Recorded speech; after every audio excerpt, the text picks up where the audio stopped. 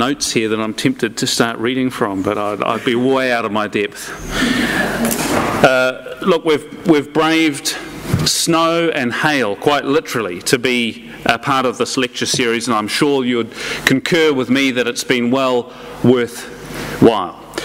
Every Tuesday, Chris has served up a diet of stimulating, insightful material on Jesus and the Gospels, and it's been a diet of material that's been clear and articulate, sharp, compelling, and somewhat challenging at times. Tonight, we want to give you an opportunity to be part of supporting the lectureship, which, of course, Chris holds the lectureship position at Victoria University, the St John's Lectureship in Christian Theology. So we're going to hand out a brochure at the end of the evening, just inviting you, if you'd like, to consider supporting the ongoing work that Chris is engaged in. We've come each week to these lectures to consider ideas of how the Christian tradition is very much still alive in the context that we find ourselves in the 21st century in Aotearoa, New Zealand.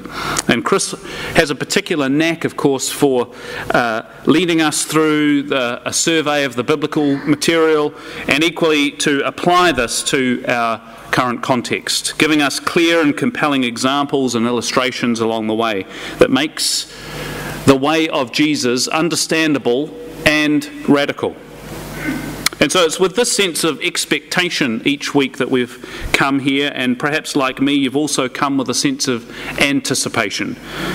And this must be no less true for this, the final lecture, which Chris himself has indicated as something of a climax to the series, as it certainly is also for the gospel itself. So bringing tonight's topic, Crucified and Risen One, the death and resurrection of Jesus, please welcome Chris Marshall.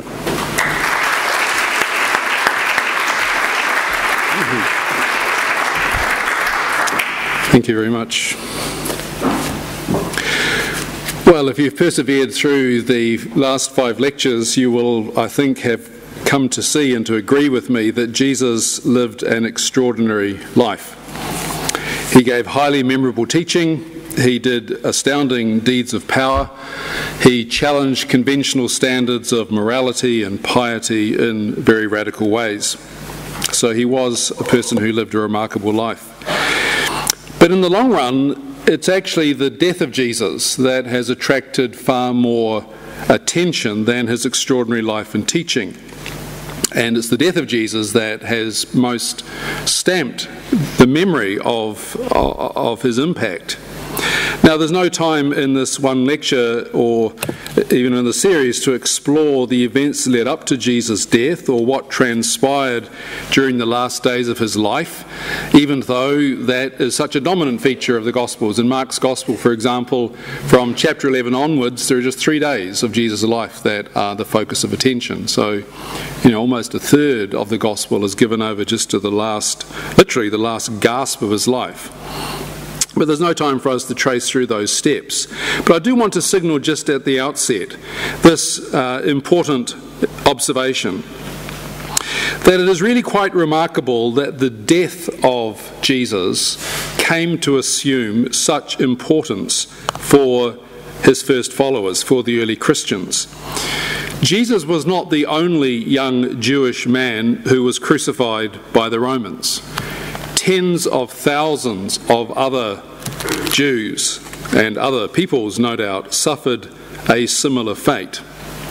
Just as one example, during the siege of Jerusalem in AD 70, and this was after the time of Jesus, but it pretty well typifies what Roman control was like. During the siege of Jerusalem in AD 70, Titus, the Roman general, had 500 Jewish rebels tortured and crucified in contorted positions outside the city walls every single day of the siege. So that Josephus says, and I quote, "There was not enough room for the crosses and not enough crosses for the bodies." It was a terror tactic, and the Romans used it extensively. So Jesus was only one of thousands of victims of Roman justice. But he is the only Jewish martyr whose identity became indissolubly linked with crucifixion. so that he is known later in the New Testament simply as the crucified one. The crucified one. Why this happened is a great historical puzzle. But it's a puzzle that takes us to the very heart of Christian faith, and that explains or highlights what it is that makes Christianity distinctive amongst the world's religions. It's something that demands a historical explanation, because it's not what you would have expected to happen. The idea of a crucified Messiah or a crucified God in the ancient world was novel at best, completely absurd or downright offensive at worst. Paul calls it a scandal, both for his Jewish hearers and for his Gentile hearers. The problem was not even just the idea of a dying God or a dying Messiah, though that was bad enough and inconceivable enough. It was the idea of a crucified God, given all that crucifixion symbolized in the ancient world. A manner of death that was not only horrifically painful, but deeply, deeply shameful and humiliating. To see anything positive in crucifixion is hard enough. In fact, it's probably impossible. To come to the conclusion that the crucifixion of this young Jewish man was somehow a revelation of God and a revelation of God's love is utterly bizarre in the extreme. But this is precisely what the first Christians ended up claiming about the crucifixion of Jesus. That in the death of this man, somehow, the character and the saving power and the love of God was revealed. And it raises the perfectly legitimate and very important question, why? Why would people reach that conclusion about his death? There is a second equally remarkable thing that happened at the end of Jesus' life after his execution that also demands an explanation of some sort. And that is the emergence of the worship of Jesus. The worship of Jesus by monotheistic Jews who believed that they were remaining loyal to their monotheistic faith even while directing worship at the person of Jesus. They did not see themselves as being guilty of that great Jewish sin of idolatry, nor did they consider themselves as slipping into a pagan polytheism, having lots of gods. We've just had a second god put into the throne of worship. They didn't see that's what they were doing at all. They believed that they were still worshipping the one true God in and through their worship of Jesus. They seem to assume, in other words, that God had, and this is just one way of talking about it because we're touching on profound mystery here, but that God had in some sense extended whatever it is that makes God God, had extended it to embrace the human man Jesus. So that in reverencing Christ, and the early Christians did that, they sang hymns to him, they prayed to him, they baptized in his name, they evoked his name in worship, they worshipped him, and in doing that, they thought that they were worshipping God. And even more remarkable than that, wait, there's more, that this Jesus was not an angel or an archangel or one of Israel's ancient patriarchs, like a Moses or an Abraham or an Enoch, who had come to be esteemed very highly. This person that they worshipped as somehow embodying the presence of God was a crucified criminal who had lived amongst us just the other day and that many of our number had personally known. They worshipped a crucified criminal. So these are truly remarkable developments. And they raise the question of why did they happen? And if we ask that question, why did these two remarkable developments, that is to say, the investing of Jesus' death on the cross with universal saving significance and the worship of Jesus as the very embodiment of God, which happened I mean, it was already going on by the time that Paul wrote his earliest letter, just 20 years later. That's as far back as we can go in terms of our records, but that's very early. This didn't gradually evolve around the time of the Council of Nicaea, which some critics very sloppily claim Jesus sort of gradually grew to be a god. This happened at the very beginning. And if we ask, why did it happen? The New Testament writers give us only one answer. And that answer is because they had come to believe that Jesus had been bodily raised from the dead. That, I suggest, was the crucial event that led to these astonishing developments. The unanimous testimony of all the early Christians for whom we have any evidence at all affirm that Jesus of Nazareth was raised from the dead on the third day after his execution. And it was this event that forced his followers to revise their understanding of his death. His death could not have been the tragedy or the expression of failure or the sign of divine abandonment that they had initially thought it was. It must have been something else, because God had raised him from the dead. And it was this that forced them to rethink or to think more deeply about the identity of this person. He wasn't just a wonderful teacher. He wasn't just an amazing miracle worker. He wasn't even just the ideal human Messiah that was waited to ascend the throne of David and be a champion in the hands of God. He was even more than all that. He was not simply a human representative of God, he was somehow the one who embodied God's very godness on earth. Again, forced to reach that conclusion because of this event. So, early Christianity, and I'm here talking about the first generation that the New Testament writings bear witness to. Early Christianity emerged as a resurrection movement.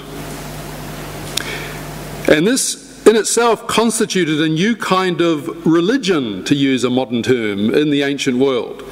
A religion that had no cult, that is to say, no temple, no sacrifices, no images, no priesthood, no ethnic or nationalistic basis, but a religious movement whose sole point of focus was belief in the resurrection of Jesus from the dead and all that implied. A new kind of religion, a new kind of religious commitment.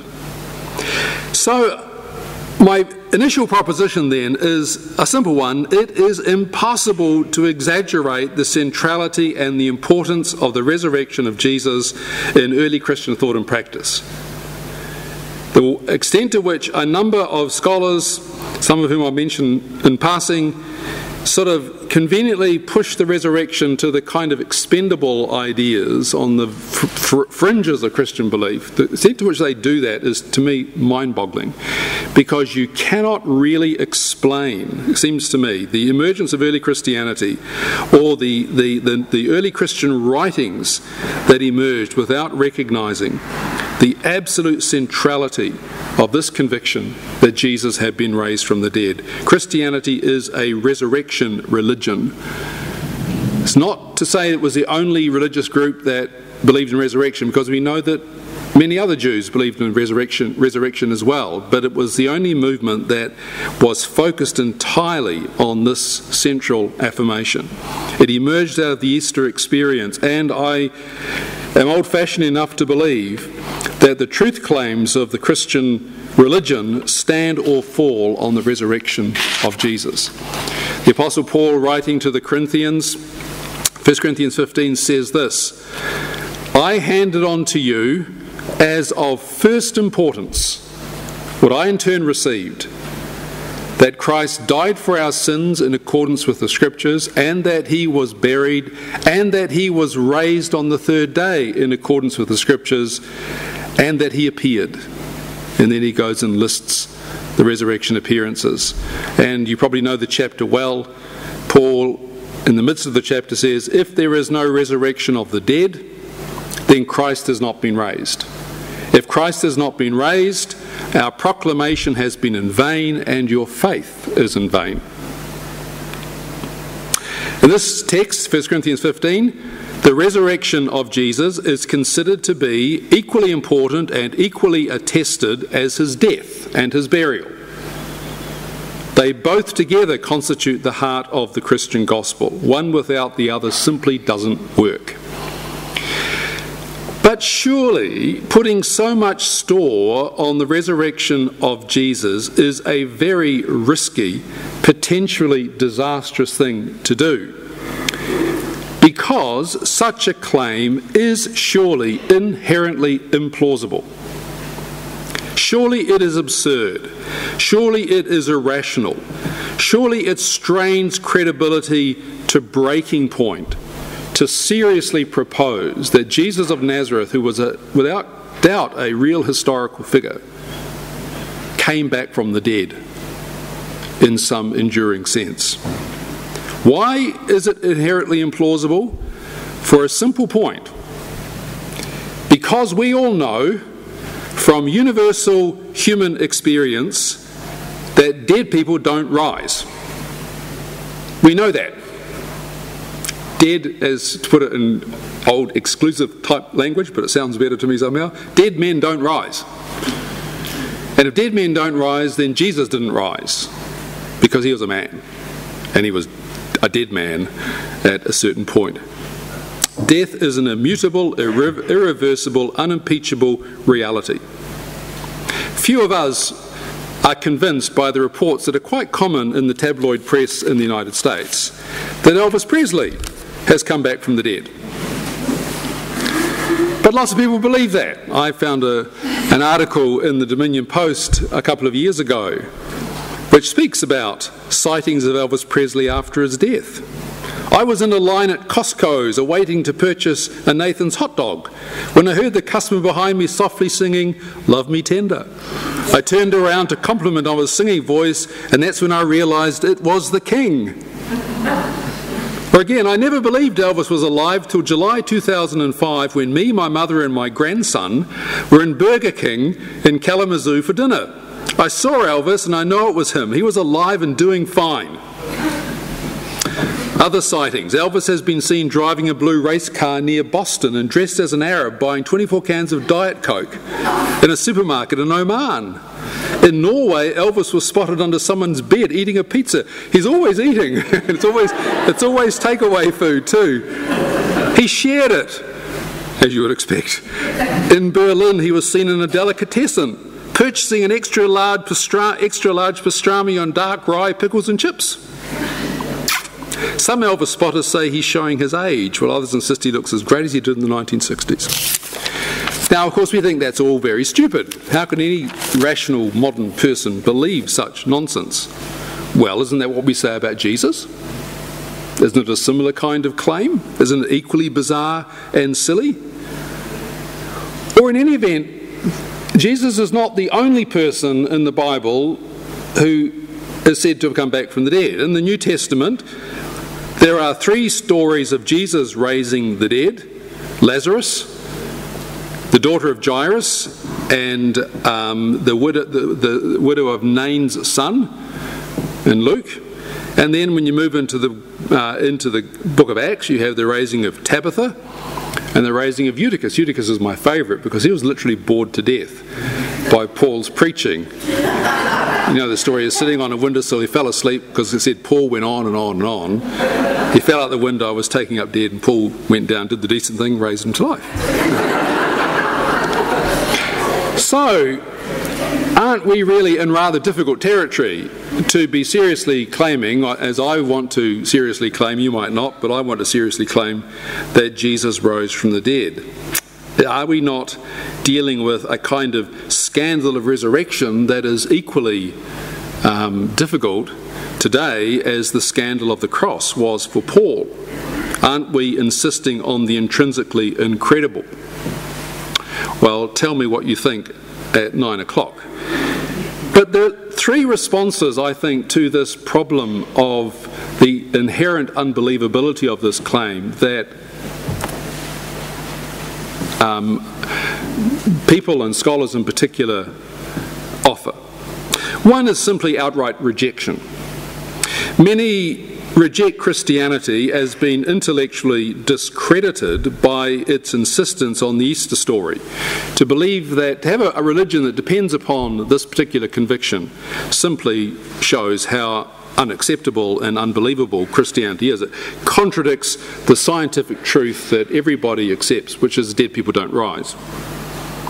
And I guess that's a pretty common response these days. Another response is to sort of be a bit cleverer about it and redefine what you mean by resurrection so that you don't have the same kind of obstacles. To take the notion of resurrection as a kind of symbol or a parable or perhaps a myth about something else. That Jesus did not literally rise from the grave, but instead the Easter story is about the continuation of Jesus' influence or his spirit or his memory or his power or his example, or that the resurrection story is a kind of parable about the capacity of people to rise above adversity, like getting crucified, and find new hope, new courage.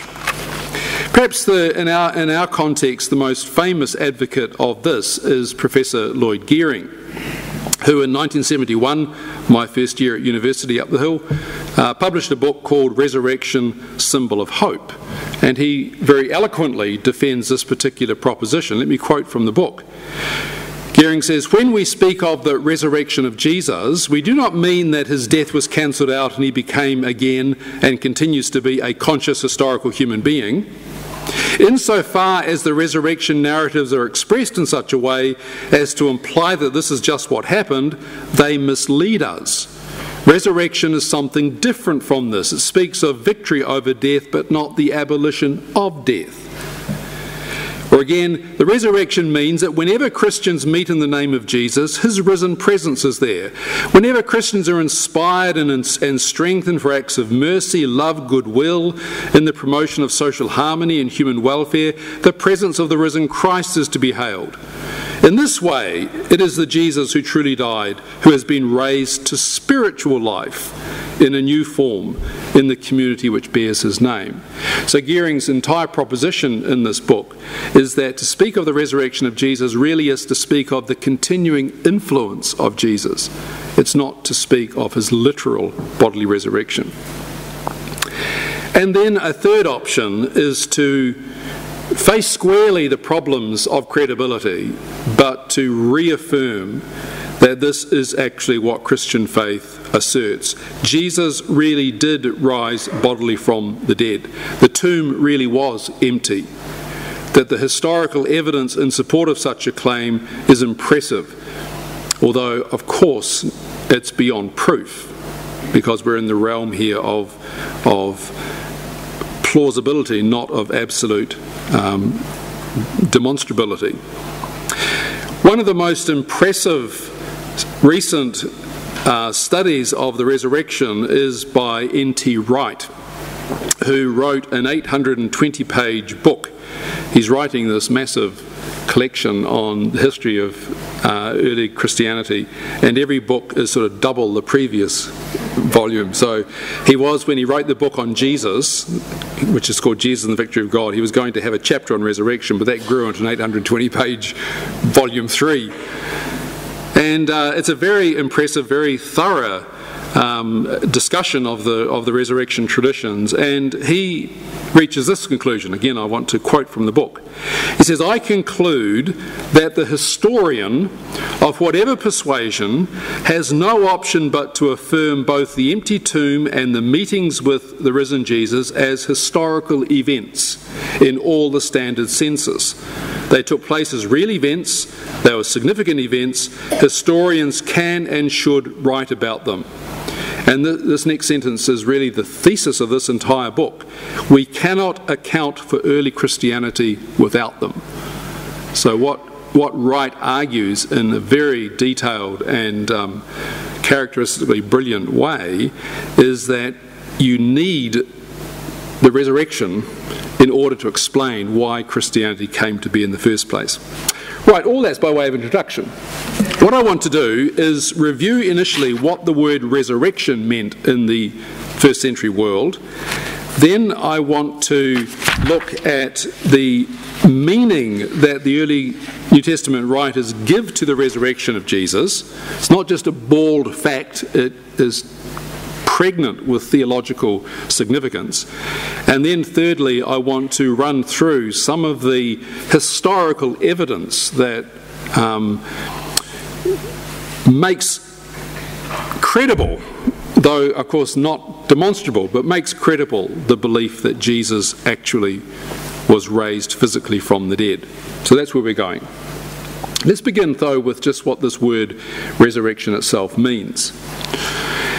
The Greek word anastasis means to stand up again or to arise. When it's applied to people who are dead, that's why they're not standing up, then it has the technical meaning of being restored to life. But there's a lot of confusion created in both scholarly and popular discussions just by two issues surrounding the technical application of this term. First of all, the term in the New Testament is sometimes used to describe the temporary reversal of death, and sometimes, in the case of Jesus and in the case of the future hope for Christians in 1 Corinthians 15, it's sometimes used to describe the permanent reversal of death. And I think it's just important to recognise this difference, because when we're told that Jesus raised 3 dead people to life, Lazarus, the daughter of Jairus, and the son of the widow in a village called Nain, the raising there is more a case of resuscitation rather than a permanent resurrection. In other words, recently deceased persons were restored to normal mortal human life and they later died again. Nobody has ever seriously suggested that Lazarus is kicking around somewhere in the Middle East to this day. People just assume that Lazarus died again. So I guess today we'd call this a near-death or a immediate post-death experience, resuscitated to normal life and then later dies. When the term is applied to Jesus, however, it's clear that something different is envisaged. The claim that Jesus was raised is the claim that his death was permanently reversed, that he was raised to a new form of immortal human life, and he didn't die again. He was raised and never experienced death again because he was raised to an immortal form of human embodiment. So Paul puts it very crisply in Romans 6:9, we know that Christ being raised from the dead will never die again. Lazarus died again. Jesus never will die again. Death no longer has dominion over him. So to talk of the resurrection of Jesus is to claim that he has permanently reversed death. A second area of confusion that's worth just sort of putting on the desk at the outset, because it causes such confusion, is that people assume often when they talk about resurrection that it's just another way of talking about immortality or the immortality of the soul. That these are sort of two different ways of talking about the same reality. And even in Christian theology, there's been a good deal of confusion about the relationship between resurrection and immortality. The Greek notion of the immortal soul has sort of been stamped on a good deal, especially of popular Christianity and even of more technical theology. And so many would regard the resurrection of Jesus as simply functioning as evidence for life after death. That Jesus was raised from the dead is proof that there is a post-mortem existence, which is a kind of spiritual experience for us, an immortality in heaven. But this really is a huge mistake, and it misses the point entirely. It misreads the biblical hope very badly.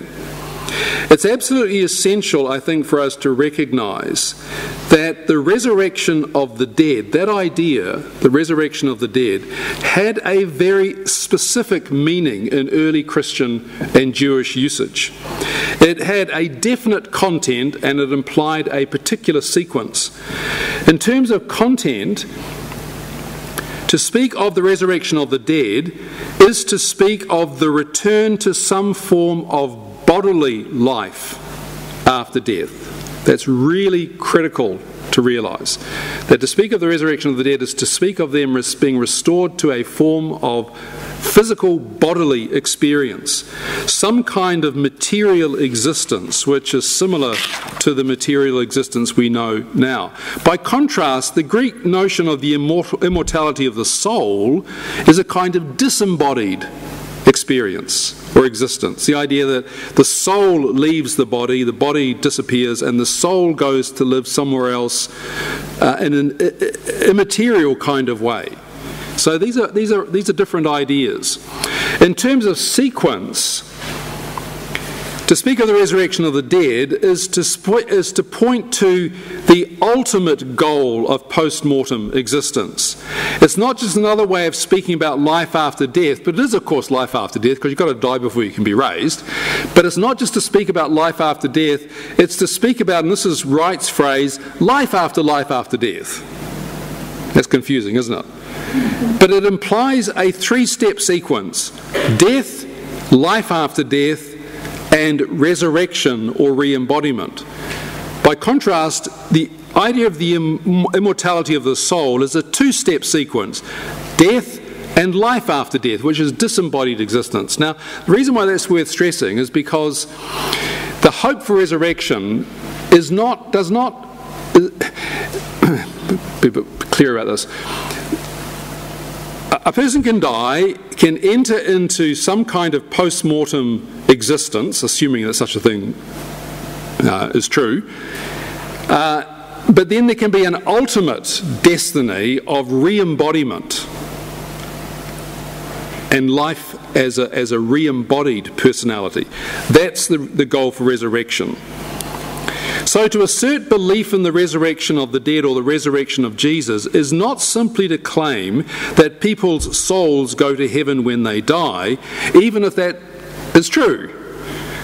Rather, it is to say that the dead will eventually be restored to some kind of bodily existence, free from the scourge of death or mortality.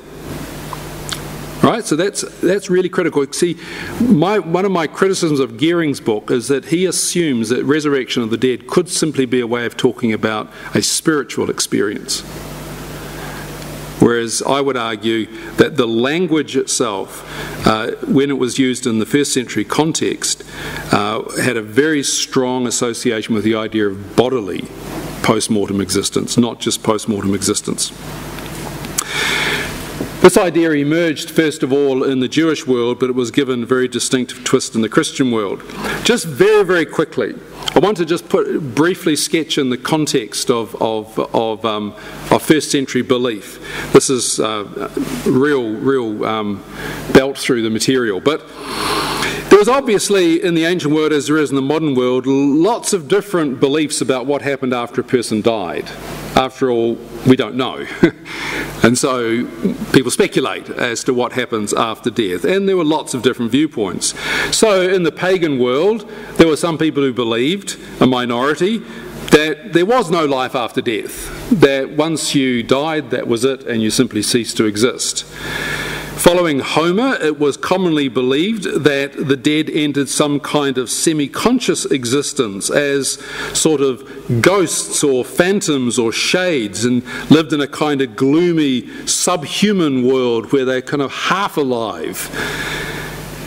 There was also belief in some circles in a kind of parallel existence, that the dead enter a kind of parallel world where they live a more or less normal life, but just alongside the living.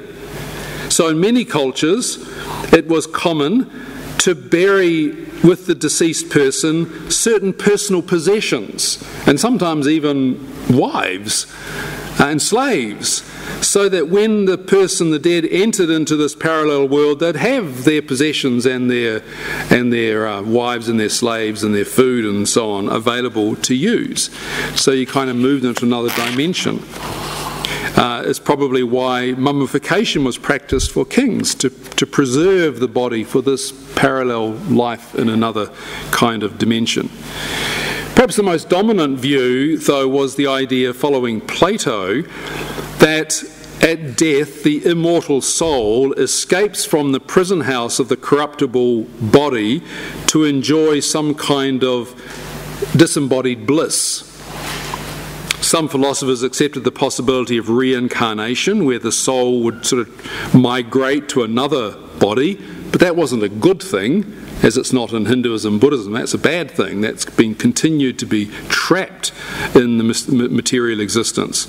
The ultimate goal is to escape from the body and to find the soul's true destination, freed from the constraints of carnality.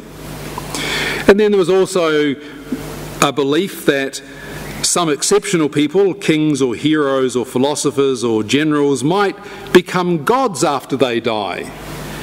And some thought that the human soul became a star, because it was quite commonly thought that the soul was made of the same fine material that stars were made of. So the stars in the sky were the dead. So there were lots of different ideas around in the Greco-Roman world about post-mortem experience. Nowhere, however, was there any positive belief in the bodily resurrection of the dead as a destiny that was desirable. It was either considered to be impossible, because the dead stay dead, or to be completely undesirable, because it was just a way of the soul being trapped in mortal existence. The idea of the resurrection of the body was a distinctively Jewish notion, but even in early Judaism it was only one of many different views about what happened when we die. In the Hebrew Bible, in the Old Testament, there is surprisingly little said about life after death. I mean, this is actually really quite amazing given how dominant it becomes around the idea of resurrection in the New Testament. But there is hardly anything in the Hebrew Bible about life after death. The most common view is that the dead go to Sheol, a place of gloom and darkness where they exist in a kind of comatose, half-asleep state. Again, not a happy place to be. Death is not viewed in the Old Testament as a happy release. Humans are made by God to live a physical life in a material world, which God has deemed to be intrinsically good. Death is a sad event, tinged with evil. And as we know from Paul's analysis, and presumably Paul is reflecting wider Jewish opinion here, death is seen as the consequence of human sin and rebellion. Think of the story of the Garden of Eden and the expulsion of Adam and Eve. Human beings were made to enjoy God's physical creation, but their enjoyment of that has been limited by human mortality. Life comes to an end. The dead enter this irreversible condition where life is reduced to some kind of absolutely minimal condition. And yet there is in the Old Testament still a tremendous sense of hope for the future. A vibrant, lively hope for the future. Not one that focuses on personal immortality, but that focuses on three other things. On the continuation of one's family name and identity through one's offspring, on the continuation of Israel as God's people, I will die but the nation goes on, and the continued possession of the land that God has given to Israel. And Old Testament hope centres very strongly on those ideas rather than on the idea of personal immortality.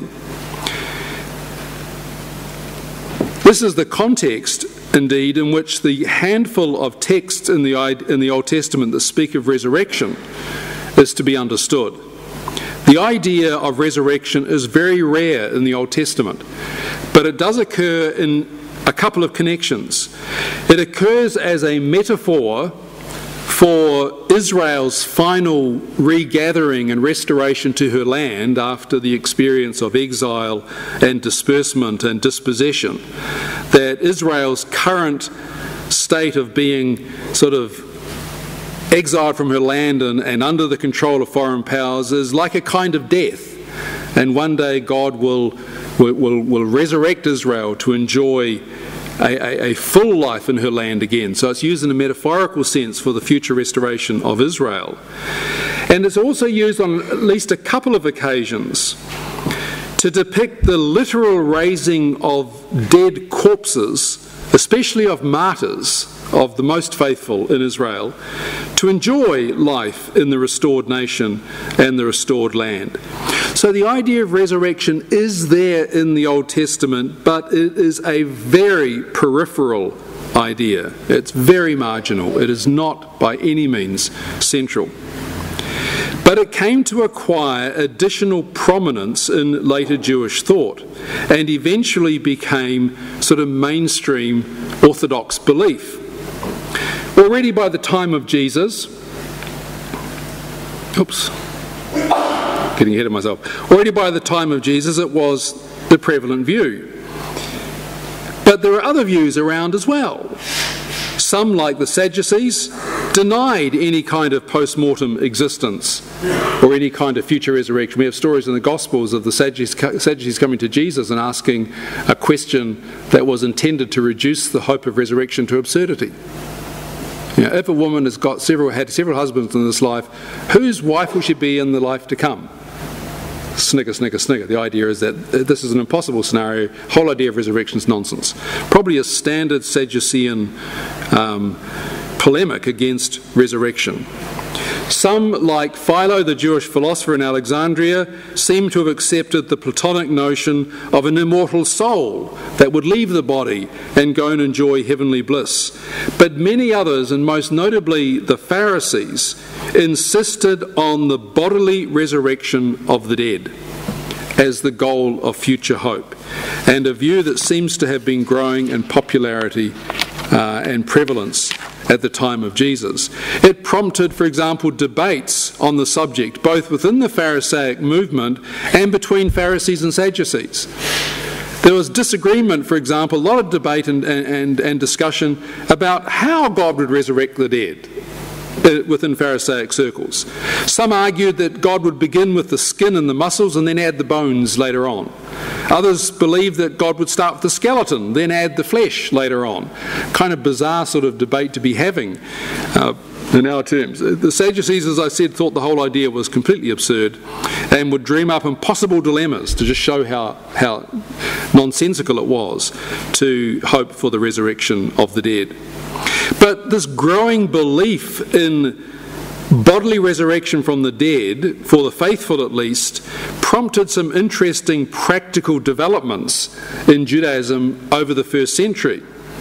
For example, certain forms of capital punishment were either abandoned or modified to avoid damaging the skeleton, presumably because they didn't want to impair the skeleton for future resurrection.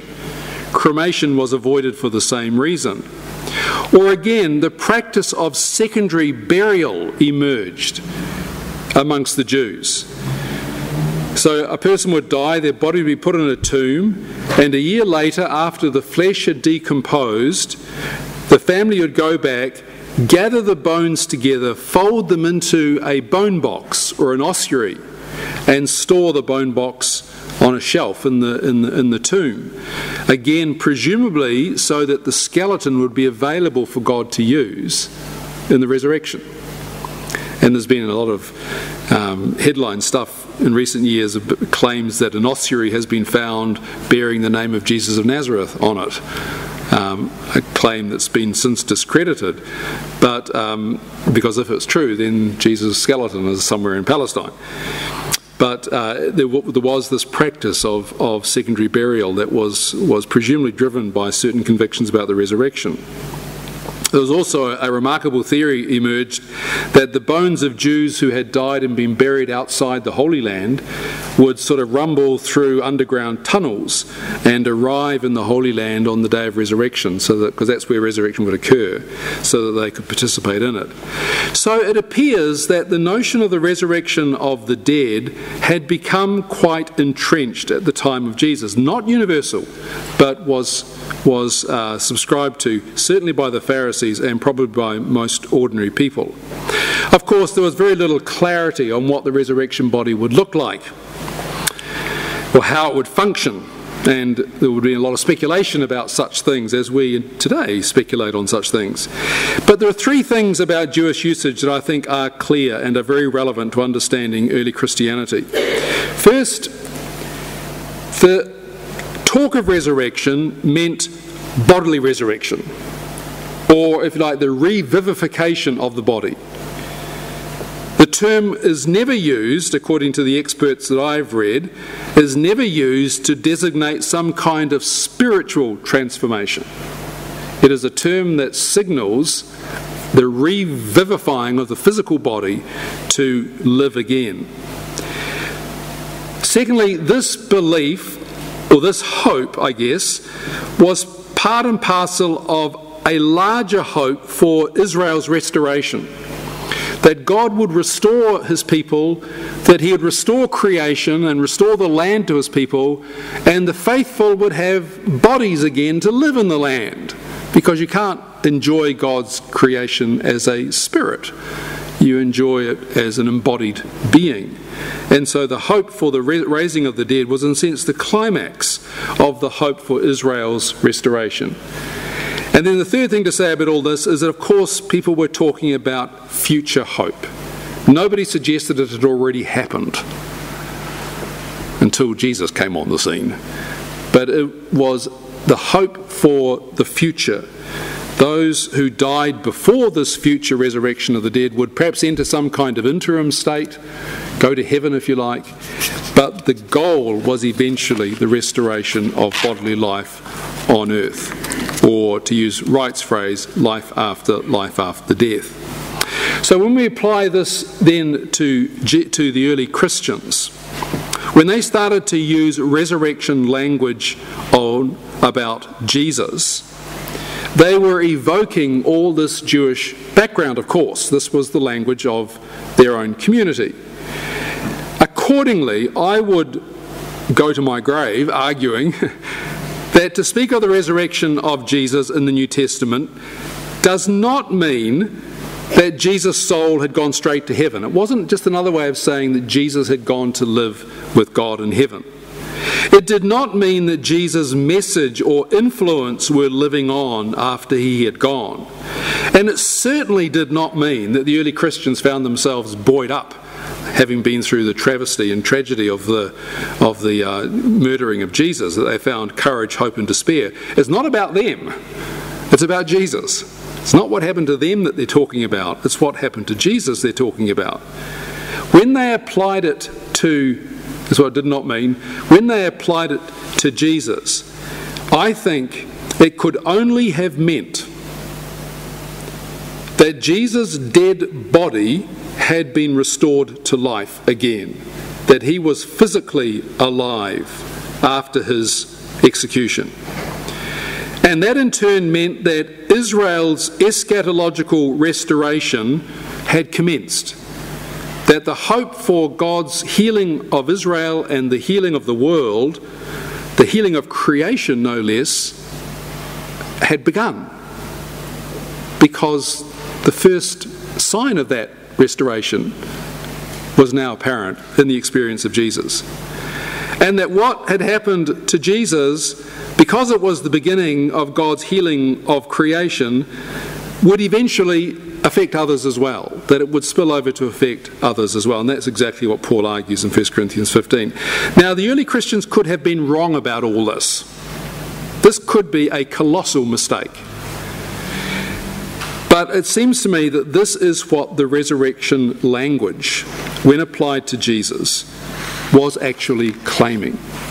We are free to disagree with it. We are free not to believe it. But I think if we are to do justice to the language and the text that emerged in the first century context, it seems to me we have to accept that this is what the New Testament writers are claiming about Jesus. Before, I must show you this. Many years ago now, indeed, 25, 30 years ago, Margaret and I were first in America. Somebody took us to a Lutheran University campus at a place called Valparaiso, and I remember looking through the window of the chapel, and this is not a very good photograph, it's just pulled off Google, but I saw this incredible, what would you call it? You wouldn't call it a statue or work of art, but it was a cross at the front with Christ sort of launching off it like a missile, sort of capturing the victory of the cross confirmed through the resurrection of Jesus. So from the shame of crucifixion to the triumph of the resurrection is exactly what the New Testament writers want to say about Jesus' experience. Before we have our break, I want to just outline for you the kind of meaning that the early Christians attached to the resurrection of Jesus. And again, just by way of summary. The point I want to stress really strongly is that the first Christians did not regard the resurrection of Jesus as an isolated miracle. It's not just one better than multiplying food or one better than walking on water, the sort of supreme sign of Jesus' miracle-working ability, some extraordinary display of God's power. This is an event charged with significance, with profound theological significance. It is something that changed the outlook of the disciples entirely. Paul says in 2 Corinthians 5:16, it gave him a new perspective on everything. And one way of explaining this most simply is to suggest that the resurrection of Jesus for the first Christians carried a past, present, and future significance. The past significance of the resurrection was that of vindication. The crucifixion had placed this enormous question mark over the whole ministry of Jesus. It appeared, think of the story of the disciples on the road to Emmaus, and you get a sense of the utter despair that his followers felt when Jesus was finally arrested and executed. It appeared to them that Jesus' career had ended in failure, shame, disappointment, and even possibly a divine curse. Jesus had been abandoned by God to his enemies. Everything that he had been claiming appeared to have reached this crashing end on the cross outside of Jerusalem. The resurrection cancelled out that judgment. One New Testament scholar has said, Easter was a sign by which God said yes to the path taken by Jesus. This was God's mark of vindication. It vindicated, of course, first of all, Jesus' innocence. He had been condemned as a blasphemer, the worst of sinners. The resurrection proved that this was not the case. It vindicated Jesus' message. Jesus had predicted throughout his ministry that God would vindicate the Son of Man after he had been put to death. When it happened, everything Jesus had been claiming about himself and about his mission received the stamp of God's approval. It vindicated his identity as the Son of God, as the Messiah, as the Lord. Again, there are references where I could read out to you where this point is clearly affirmed, but for the sake of time we won't do that. But the identity of Jesus as somebody more than just a remarkable teacher and miracle worker is finally vindicated by his resurrection. And of course it vindicated the saving impact of his death. His death cannot have just been an ordinary event, given what followed it. So Paul can say, righteousness will be reckoned to us who believe in him that raised from the dead Jesus our Lord, who was put to death for our trespasses and was raised for our justification. The resurrection confirms that his his dying was an event of saving significance. So the past significance was one of vindication. The present significance of the resurrection of Jesus is, I've already indicated, the dawning of a new creation. First century Jews expected the resurrection of the dead at the end of the age, when God's kingdom came. A time when God's Spirit would be poured out. Think of Ezekiel's vision of the dry bones of Israel being resurrected and filled with God's Spirit at the end of the age. Jesus' resurrection suggested to his followers that the shift of the ages had already commenced. This is, again, not just something that happened to one individual as a miraculous occurrence. This was a sign that the whole of history had suddenly sort of moved into a new gear, that the future age had somehow taken root in the present age, that an act of genuinely new creation had occurred. I'll come back to that point later on because it's really critical, I think, to the belief in the resurrection. The argument, dead people don't rise, is true, unless there is an exception, which itself signals that something has changed in the nature of creation, which is precisely what the early Christians want to claim. Tom Wright in his book even decides that he will make up a new word to describe this new creation body of Jesus. He calls it transphysical. And remember, he even tells you where you could find it in the dictionary if such a word existed, between this word and that word. Transphysical, it's really physical, but it's a transformed physicality, befitting this new act of creation that has occurred. The immediate corollary of the resurrection of Jesus, of course, in the New Testament is the outpouring of the Spirit 50 days later on the day of Pentecost. The Spirit was again expected at the end of the age. The early Christians believed that this is what is happening amongst us is that the prophet spoke of. The future age has begun to break into the present, giving a foretaste of the future even now. So the story of Easter, the belief in the resurrection, was the assertion that a new world had come to birth, that Israel was being redeemed, that creation was being restored, that the resurrection of Jesus was the beginning of a new episode in God's historical working with his creatures. At present, this new creation, just to push on further into Paul's writings in particular, this new creation, the resurrection of Jesus signals, is experienced by others now as a kind of inner moral and spiritual transformation, an experience of new life, Romans 6, but in the future this inner experience will spill over to affect the outer experience as well. So Paul says, and I'll read the text later on, if the Spirit of him who raised Christ from the dead dwells in you, he who has given new life to you will give new life to your bodies. It will spill over, and this new act of creation will affect outer bodily existence as well. We see the full reality in Jesus. It's sort of, if you like, mediated to others in these two different steps. And then, of course, the future significance flows from this, which is a powerful sense of assurance or hope for the future.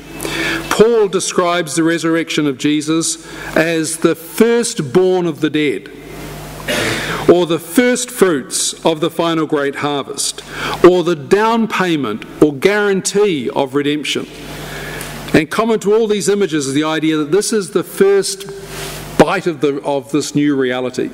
And if the first taste of this new reality is being experienced now, then we can be sure there is more to come. So for Paul, who speaks so much about hope, it's not just a kind of pious fantasy for the future.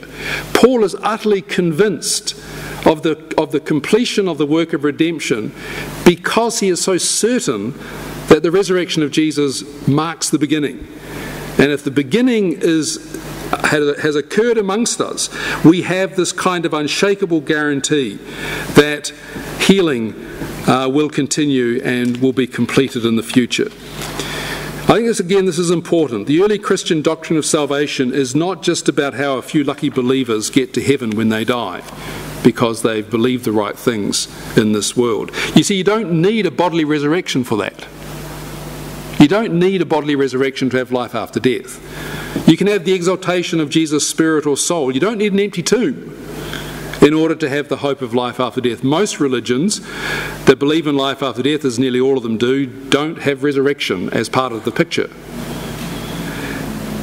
The Christian belief in the bodily resurrection of Jesus attests to the material dimension of salvation.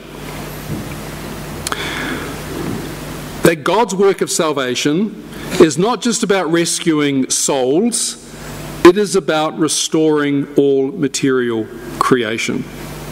This is pictured very powerfully in Romans 8, one of my favourite texts in the New Testament, where if you read very carefully, you'll note that Paul pictures a kind of cosmic renewal flowing out of Jesus' bodily resurrection.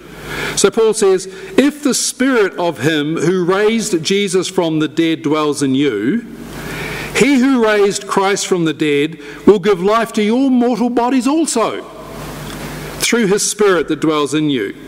For the creation waits with eager longing for the revealing of the children of God. For the creation was subjected to futility, not of its own will, but of the will of the one who subjected it, in hope that the creation itself will be set free from its bondage to decay and will obtain the freedom of the glory of the children of God.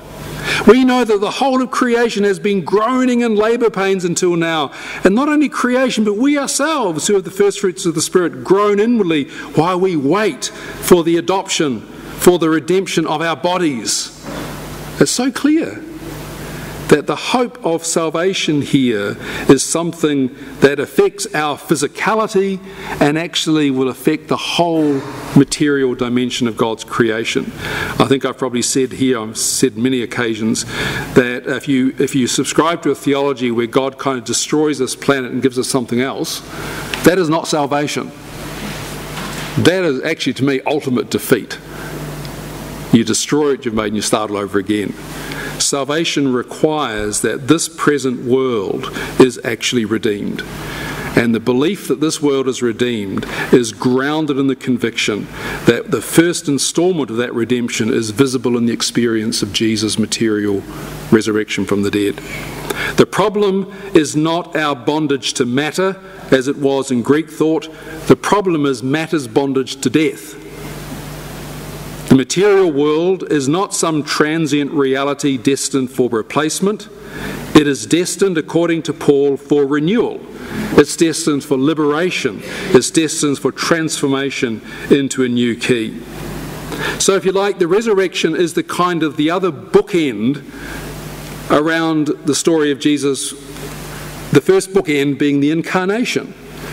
The Word became flesh and dwelt among us. Not the Word appeared as flesh or temporarily took up residence in flesh and then left again, which is a Gnostic idea. The Word became flesh. That's the introduction to the story. And the conclusion of the story is that flesh is redeemed from its bondage to death, so that it can become what God always intended it to become. So, I hope you get the message. The resurrection of Jesus carries enormous theological and indeed ethical and political freight as well. It really is the centre of the Christian gospel. But the question arises, did it actually happen? Is there any evidence that it happened? What do we know about the resurrection state? Come back for part 2 after your coffee and I'll tell you the answer.